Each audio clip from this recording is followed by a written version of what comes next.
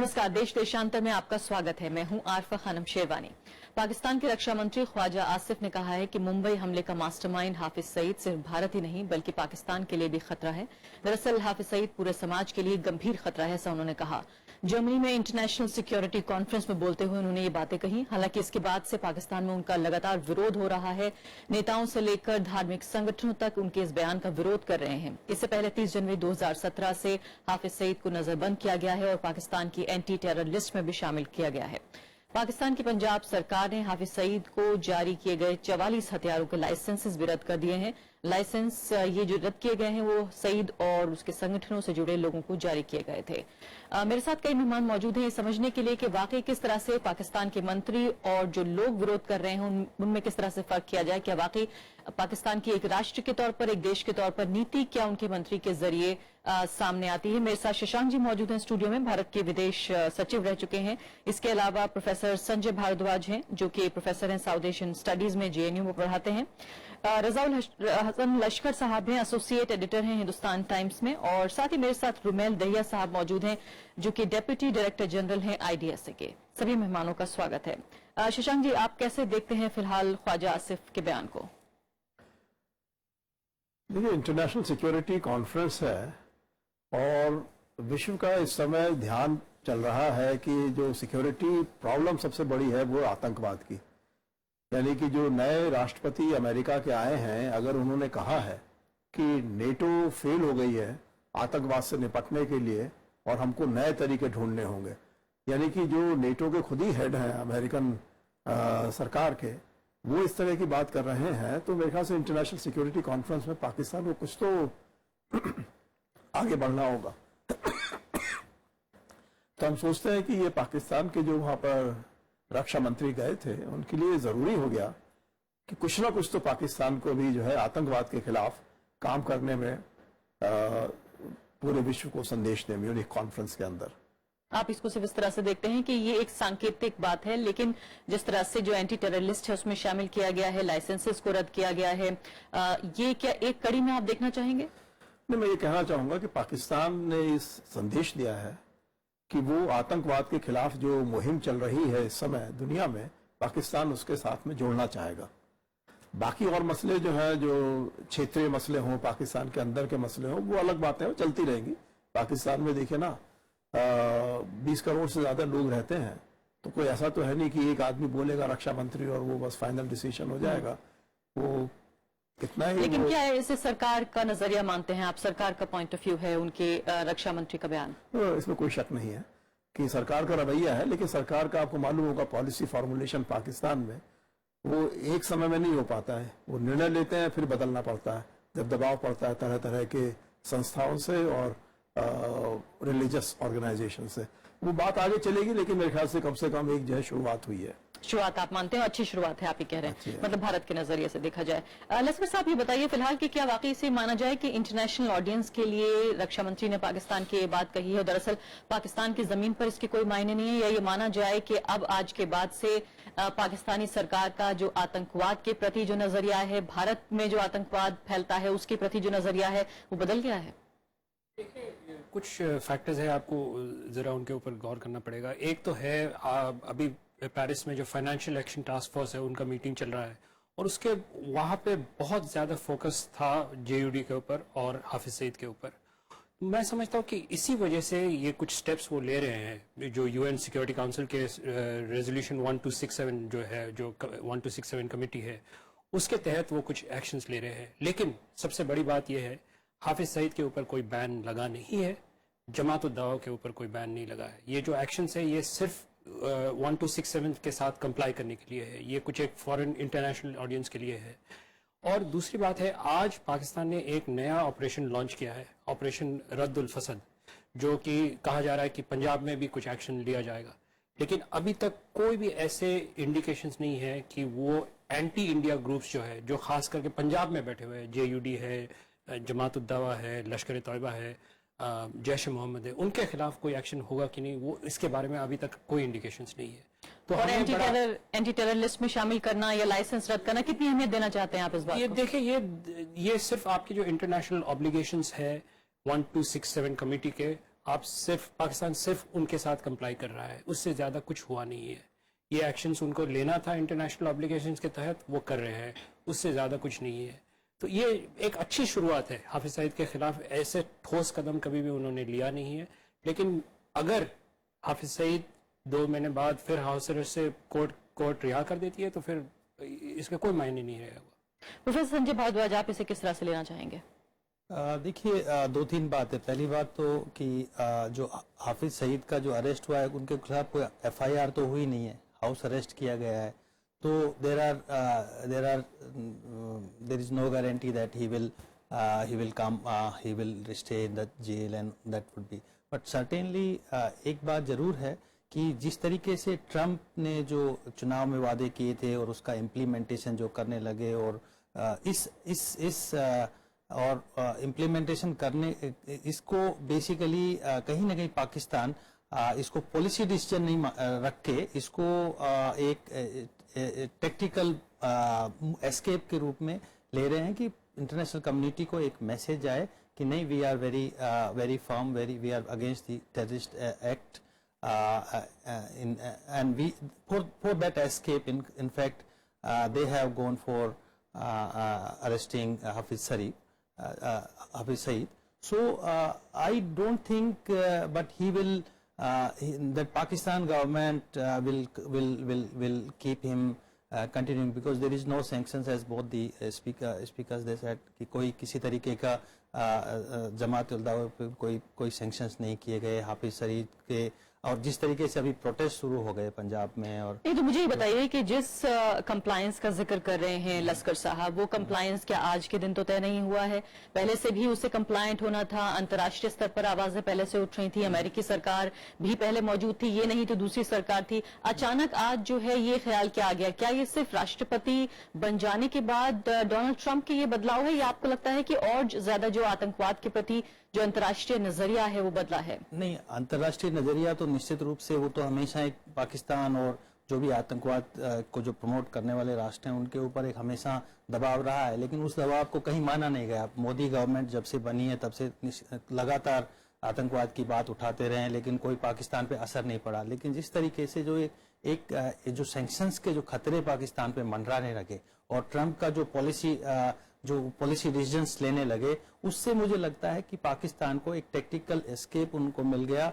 और जिस तरीके के वो स्टेटमेंट्स दे रहे हैं कि नहीं, हमने ये पॉलिसी डिसीजंस के तहत लिया गया है, हम आतंकवाद के खिलाफ लड़ना चाहते हैं, और ये पहले के आज तक के जो भी एक्शंस हुए हैं, हाफिज सईद को पहले भी अरेस्ट किया गया है, उनको छोड़ दिया गया, तो कहीं उनका सीरियसनेस नजर नहीं आता है।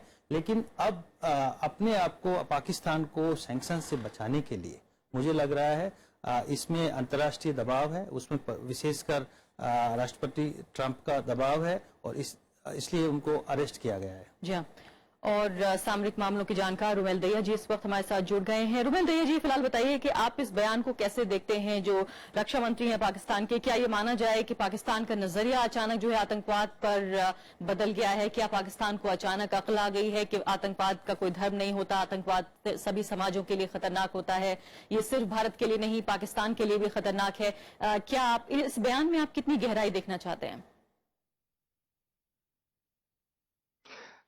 देखिए, मैं कैविट के साथ कहूंगा ये बात, जो लोग भलाई चाहते हैं, जो लोग दोनों मुल्कों के ताल्लुकात को बेहतर बनाना चाहते हैं, वो शायद मेरे इस बयान से जो मैं भी देने वाला हूं, उस बयान से शायद सहमत नहीं होना चाहेंगे, सच्चाई जानते हुए भी। उसकी वजह ये है, देखो, मैं 2 बातों का आपका जिक्र करना चाहता हूं। पहली बात है, जो 6 अक्टूबर 2016 को पाकिस्तान के प्रधानमंत्री के आवास पर जो मीटिंग हुई थी, जिसमें राहिल शरीफ साहब, रिजवान अख्तर साहब, पंजाब के चीफ मिनिस्टर और डिफेंस मिनिस्टर, इंटीरियर मिनिस्टर वगैरह लोग सब बैठे हुए थे, और उस वक्त शहबाज शरीफ ने ये जिक्र किया था कि हम पाकिस्तान, पंजाब में अगर आतंकवाद फैल गया और यहाँ पर पॉलिटिक्स जो है वो हावी हो गए, आतंकवाद हावी हो गया पॉलिटिक्स पे, तो पंजाब का पाकिस्तान का बंटवारा हो जाएगा, पाकिस्तान एक मुल्क के तौर पर नहीं रह पाएगा। उसके बाद क्या हुआ कि रिजवान अख्तर साहब ने उनको स्नब करने की कोशिश की, और उसके बाद जो रिपोर्ट्स आई वो ये थी कि शहबाज शरीफ साहब आग बबूला हो गए। और उस वक्त उन्होंने रिजवान अख्तर को बहुत डांटा। राहिल शरीफ साहब चुपचाप बैठे रहे। वजह ये थी कि जब 50 करोड़ रुपए इन्होंने फलाह इंसानियत को दिए थे पाकिस्तान पंजाब के बजट से चैरिटी वगैरह के लिए, एजुकेशन फैलाने के लिए, हेल्थ के लिए वगैरह वगैरह, ये जब इन्होंने अपने पांव फैलाने शुरू किए और सिंध के हिंदुओं में भी जाके पैठ जमानी शुरू कर दी, तो उसके बाद शरीफ ब्रदर्स को ये लगने लगा कि पाकिस्तान की पॉलिटिक्स के अंदर, खासकर पंजाब की पॉलिटिक्स के अंदर, ये अपनी पैठ बना रहे हैं और हमारे बल से बाहर जा रहे हैं। उसका नतीजा आप देखिएगा, अभी जिस दिन गिरफ्तार किया गया हाफिज सईद को, सबसे पहले प्रोटेस्ट करने वाले वो सिंध के गरीब हिंदू थे जिनके यहां फलाह इंसानियत में जाकर काम किया था, जो बाद में उनको कन्वर्ट करना चाह रहे थे। ये सबसे पहली बात तो ये है कि उनका एक इंटरनल है, उनको दहशत इस बात की कि ये हाफिज सईद और उसका जो ग्रुप है ये राजनीतिक तौर पे उनसे बड़ा हो रहा है। दूसरी बात जो आपको समझने की जरूरत है, जो मुझे कुछ सूत्रों से पता चली है, वो ये है कि जिस वक्त ये बुरहान वानी के मारे जाने के बाद जो दंगे शुरू हुए यहां पर कश्मीर में, जम्मू और कश्मीर में, खास कश्मीर की वादी में, उस वक्त एलईटी ने फौज को कहा कि हमें वहां पे भी काम करने दीजिए। उसकी वजह से इन्फिल्ट्रेशन खूब बढ़ गया और ऊपर से लेके कुपवाड़ा, हंडवारा से लेके और नीचे साउथ कश्मीर तक वो बढ़ने लगे। इसकी वजह से क्या हो गया कि हुर्रियत कॉन्फ्रेंस बिल्कुल हाशिए पे चला गया कि ना तो जवान लोग उनकी बात सुन रहे थे और ना टेररिस्ट उनकी बात सुन रहे थे। उस वक्त कहा जाता है कि हुर्रियत के लीडर गिलानी साहब ने एक डेलीगेशन पाकिस्तान के हाई कमिश्नर बासित के पास दिल्ली में भेजा और उसको ये कहा कि साहब ये लोग हमारे से बाहर जा रहे हैं, आज से बाहर जा रहे हैं, आप प्लीज इनको कहिए सईद साहब को और इनके और दूसरे लोगों को कि वो जो है वहां बात को ना फैलाएं, नहीं तो क्या होगा कि हमारे बूते से बाहर बात चली जाएगी और कश्मीर का जो आंदोलन है वो एकदम से फिर से बदनाम हो जाएगा। इसलिए मेहरबानी करके उनको कहिए कि वो थोड़ा सा चुप हो जाएं और सीधा ताल्लुक जो है इनसे करना बंद कर दें। उसके बाद कहा जाता है कि इस बात का शरीफ ब्रदर्स ने इसको एक जैसे कहते हैं कि किलिंग 2 birds with 1 stone के हिसाब से लिया। पहली बात, वो वहां पे कंट्रोल करना चाह रहे थे वैसे ही हाफिज सईद को और उसके ग्रुप को, ऊपर से उनको ये बहाना मिला। तो इन्हें आप ये कह रहे हैं कि अप्रैल के महीने के बाद जी नहीं दया जी, तो आप ये कह रहे हैं कि दरअसल ये एक बड़ी राजनीतिक ताकत के तौर पर ना उभर पाए और फिलहाल जो राजनीतिक ताकतें वहां मौजूद हैं या फिलहाल जो पाकिस्तानी सरकार वहां मौजूद है उसको जो है एक खतरे की तरह देख रही थी और इसलिए शायद अंतर्राष्ट्रीय स्तर पर भी ये बयान दिया और घरेलू स्तर पर भी जो है इस तरह की पाबंदियां लगाई। शशांक जी, आप सहमत हैं क्या इस बात से कि क्या वाकई एक राजनीतिक ताकत के तौर पर उभर सकता है? ये तो हम जानते हैं जी मैं आती हूँ आपकी तरफ, क्योंकि ये तो हम जानते हैं कि जमीनी स्तर पर भी उनको समर्थन है, जरूरी सही चाहे जमातुल दावा का हम जिक्र करें या दूसरे संगठनों का, और इसी वजह से कश्मीर की तरफ जी कश्मीर वाला भी, और शायद इसी वजह से जो है उन पर पाबंदी लगाना भी पाकिस्तानी सरकार के लिए मुश्किल होता है। पाकिस्तान में जब भी निर्णय लिए जाते हैं तो ये बड़े प्रिंसिपल्स की बात करते हैं, लेकिन बेसिकली सवाल ये होता है कि भाई हमारे परिवार को और हमको क्या मिलने वाला है इसमें। तो वो बात सही है, मैं दैया साहब से इस बात से इत्तेफाक रखता हूं, लेकिन बात यह है कि इस समय हम सोच रहे हैं कि जो बातें, जो स्टेप्स लिए गए हैं उनका क्या असर पड़ने वाला है, क्योंकि ये तो तस्वीर बहुत मैक्रो से एकदम माइक्रो तस्वीर आ जाती है। जिस अगर पंजाब प्रांत तक तस्वीर आ गई, यहाँ हम अंतर्राष्ट्रीय जो है सम्मेलन का हम जिक्र कर रहे थे, क्या आपको लगता है कि तस्वीर वाकई इतनी माइक्रो है जितना दैया साहब बता रहे हैं? नहीं, देखिए ऐसा है कि पाकिस्तान को सबसे पहले ये देना है कि ये प्रॉब्लम क्रिएटर नहीं है, आतंकवाद का जो है गढ़ नहीं बना हुआ है किसी तरीके से। इस तरीके का वहां पे अमेरिका में और यूरोप में विश्वास फैलता जा रहा है कि 80% हमले जो होते हैं वो सऊदी अरेबिया से या पाकिस्तान से होते हैं, और किस तरह से बचाया जाए उनको, क्योंकि दोनों के दोनों जो है अमेरिका के मोस्ट इंपॉर्टेंट एलाइज हैं, और उसको बचाने के लिए शायद हो सकता है कि अमेरिका से भी उनको कुछ सलाह मिली हो कि भाई हमारे को बहुत मुश्किल हो रहा है, हमारे लोगों को मार रहे हो, हमारे कोर्ट्स के अंदर ये केसेस पहुंच जाएंगे, तो फिर अमेरिकन सरकार भी आपको नहीं बचा पाएगी।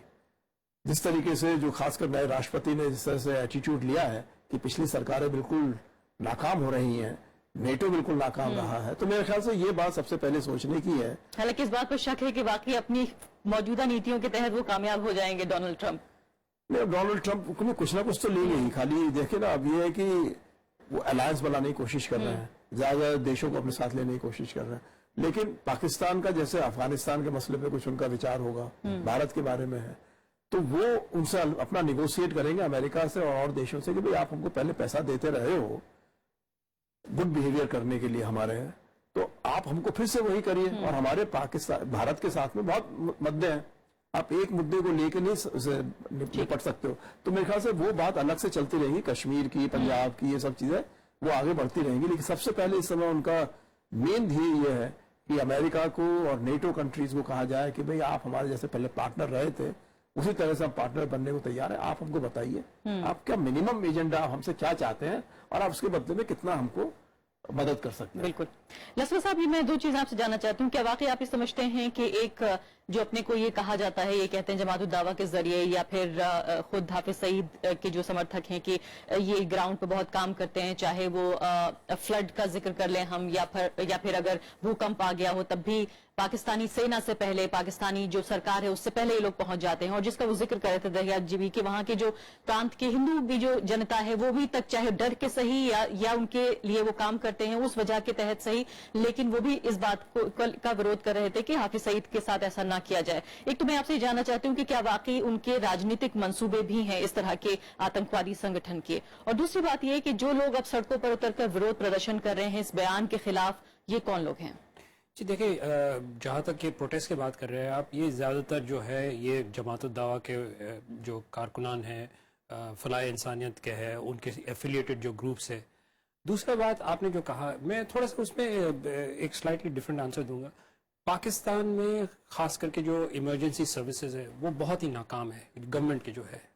तो इसमें कोई शक नहीं है कि जो ग्रुप्स है जैसे कि जमात दावा, फलाह इंसानियत फाउंडेशन और कुछ ग्रुप्स भी है, उनका जो सोशल सर्विसेज के लिए, एम्बुलेंस सर्विसेज के लिए जो एक्टिविटीज़ है उनका मतलब गवर्नमेंट के साथ कोई कंपैरिजन ही नहीं है। बहुत ही फैला हुआ ऑपरेशन है उनके।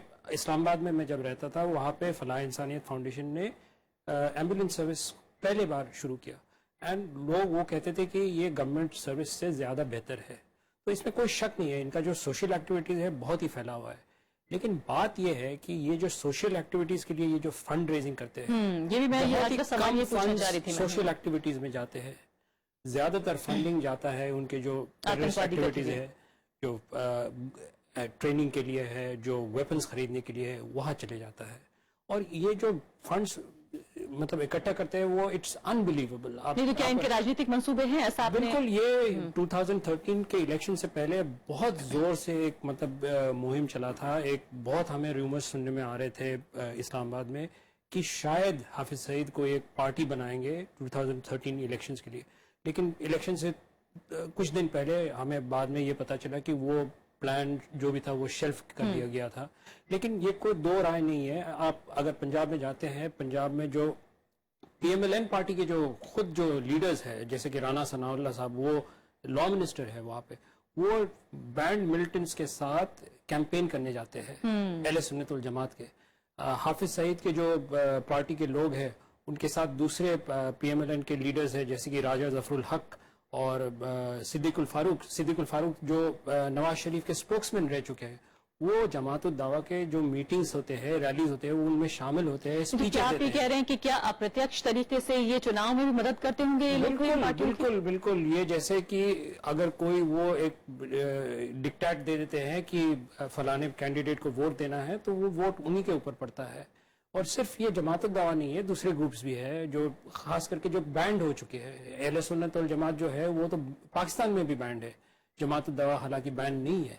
तो इनके बहुत ज्यादा जो ग्रास रूट्स लेवल पे बहुत ही ज्यादा पहुंच है। और ये जो हिंदूज के साथ जो काम किया है इन्होंने बहुत काम किया है।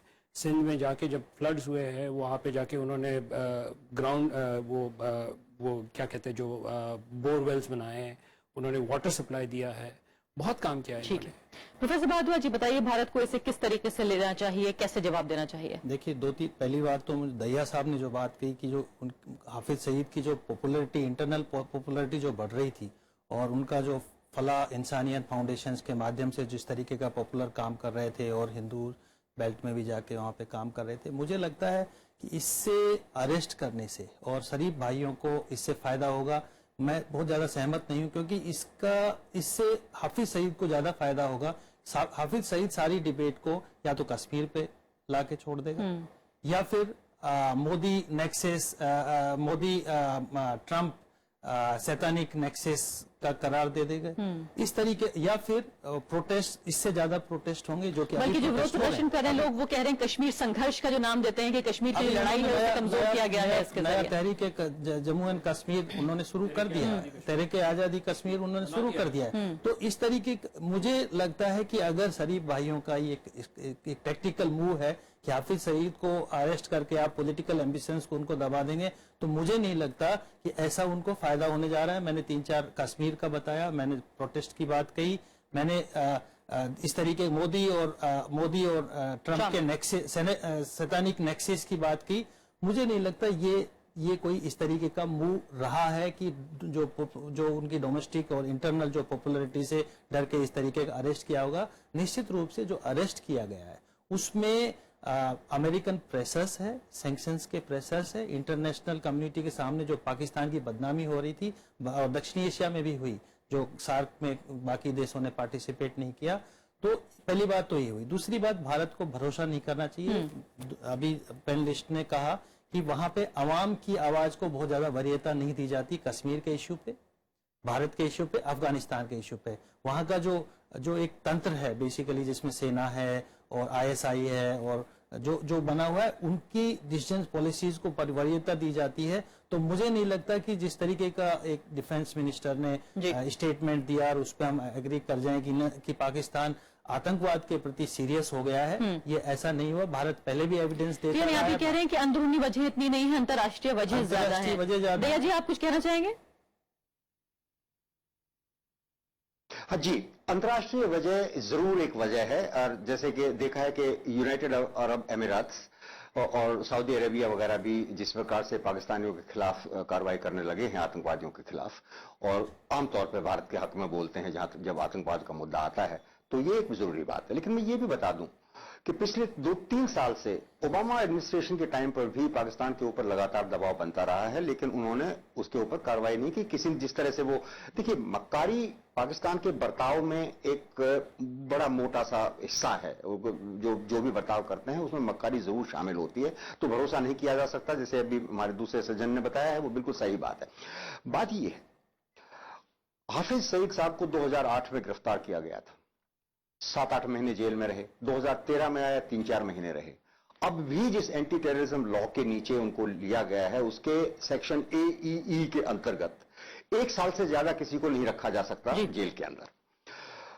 पाकिस्तान की जुडिशरी, इफ्तिखार अहमद साहब को काफी रेवोल्यूशनरी जज माना जाता था, लेकिन उन्होंने भी एक वक्त बयान दिया था, मैं आपको याद दिला दूं, कि अगर पाकिस्तान के रहनुमा ये समझते हैं कि पाकिस्तान और इस्लाम को अलग अलग कर सकें, तो पाकिस्तान की जुडिशरी ये काम होने नहीं देगी। बिल्कुल याद है ये बयान इस्लामिक सबको। स्टेट है, इस्लामिक स्टेट रहेगा। मैं ये एक कंटेक्स्ट बता रहा हूं दूसरी वजह से, ये कह के कि वहां की जो जुडिशरी है उसने आज तक कभी भी आतंकवादियों को या आतंकवादी सरगनाओं को दबाने के लिए कभी कारगर कार्रवाई करी ही नहीं है। वो हमेशा उनकी तरफ झुकते हैं। और जैसे कि आप जानते हैं कि अंतर्राष्ट्रीय लॉ है, he is banned by UN, लेकिन जैसे एक कहावत है पॉलिटिकल साइंस के अंदर जो कहती है कि इंटरनेशनल लॉ फिनिशेज और terminates, I mean it vanishes. Daya ji, माफ कीजिएगा, मेरे पास समय नहीं है। आखिरी 20 सेकंड में आपको देना चाहती हूँ कि भारत को किस तरह से जवाब देना चाहिए। आखिरी बात। नहीं, भारत को पाकिस्तान के साथ में बोलना चाहिए कि हम जो है आगे बढ़ने के लिए तैयार हैं। अगर पाकिस्तान जो है जो इस समय छोटे छोटे कदम लेने की कोशिश कर रहा है, उसको बड़े कदमों में बदले।